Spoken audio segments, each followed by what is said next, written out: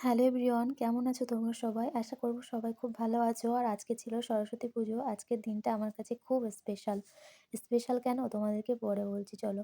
দেখো এখানে কাঁচা হলুদ বেটে মামামকে মাখিয়ে ওকে স্নান করিয়ে নিয়ে চলে এসেছি ঘরে।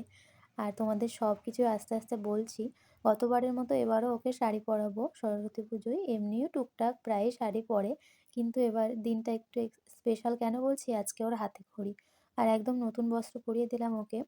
গতবারের ইউজ করা তার পরাইনি। আর আমার যে কোমর চাবিটা ছিল রূপোর সেটা পরিয়েছি আর ওকে একটা টিকলি পরিয়ে দিয়েছি। ও যে টিকলিটা ছিল।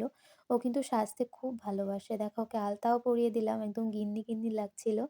আর দেখো ওর একটা স্পেশাল দিনে আমি ওর জন্য কিছু করব না।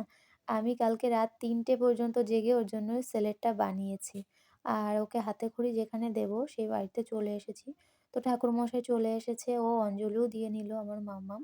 এবার ওর একটু ঘুম, ঘুম পাচ্ছিল। তো দেখো ও আর সহ্য করতে পারছে না, মানে শাড়ি পরে অস্বস্তি হচ্ছিল ওর।